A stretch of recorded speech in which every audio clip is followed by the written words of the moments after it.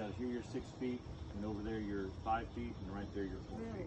Huh. Yeah. I literally know the contour of these ponds like the back of my hand. Waded them a couple times. No, I just know where not to put my boat prop. Oh, Because you see over here, we have fish beds.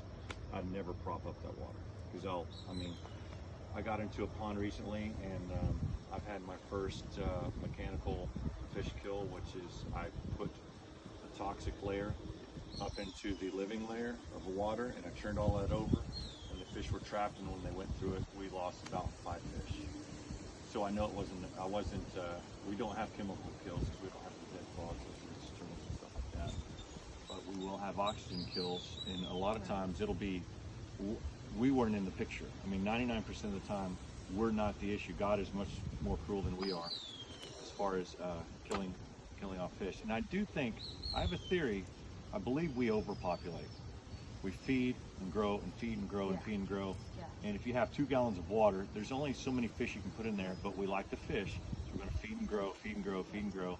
And then So, they get oxygen deprived. We see that a lot in fish farms. I mean, and I have this theory of a pond has a natural O2 level that it can sustain, and then what happens is we overstock it, and then at any time that pond goes below its average, that's when we have a fish kill. Because not enough oxygen to feed all the guys.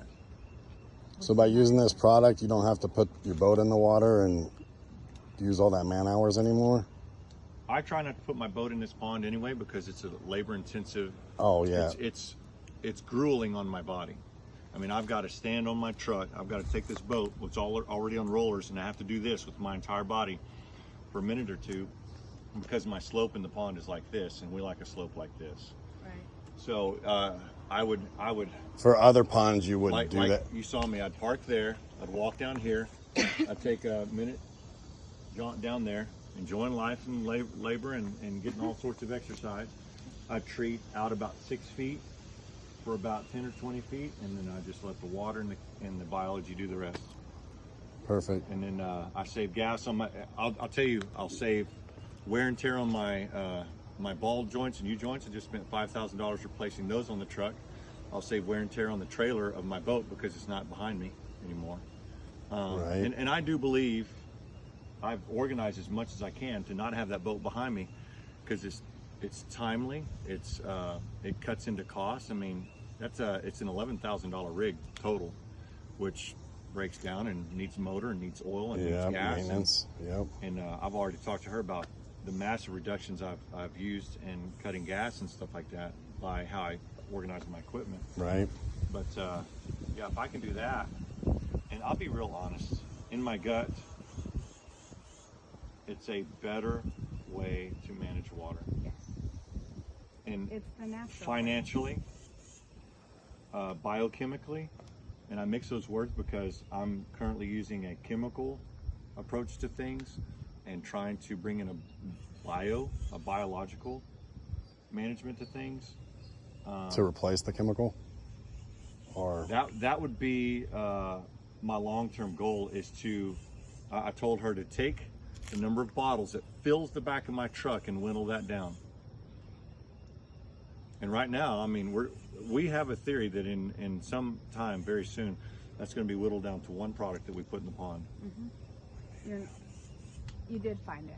You do not need the I'm copper. still in the You do not need the herb. You're still in the I skeptical. believe that. I believe But you that. said after the last one you wouldn't be skeptical.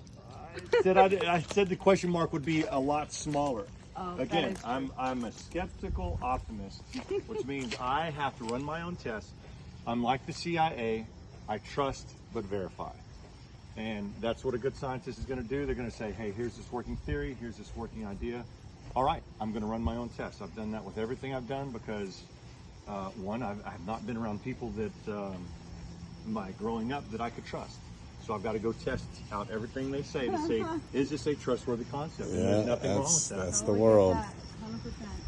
How long have you been testing so far? I think since the day I was born, I started Oh. working. But in this industry, as soon as I was trained with the basic understanding, I immediately went to a more scientific approach of, and it's not in the chemical side of things, it's not a true science. I mean, you're going to try your dosages. And Right. financially, I want to use less product.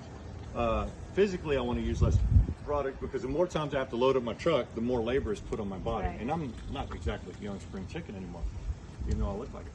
But I want to get those costs down. I want to get the more intelligent with the water. And so, what was the question? How long have you been testing? How long have I been with this testing? product so far? This product? Yeah. I think July 6th was my very first application. And for better or for worse, judge if you need to, I'm fine, I'll take my licks. The reason why I tested on that pond is because the concrete was torn up and I couldn't get my boat back there to do my normal job. And I said, and the product was on the way. I think that's fake. It was on the way. I have no problem. I have no problem with that response. The product was on the way, and I said, "Look, I've got it. This is Debbie. She lives right here, and we have a great relationship." And I said, "I'm going to hold on to this route as long as I can. I live in Stillwater, but I've got this product coming, and here's what I need you to tell your clientele. I cannot get to the pond to do my job. I've got a product coming that is touted to be very special, and if it is, it's going to take care of that pond. So just bear with me for 21 days." And today's August 2, and I applied the first time on July 6th, and we just got to see the results of that. So, pretty darn cool. Pretty darn. Very cool. Thanks. Pond number 4.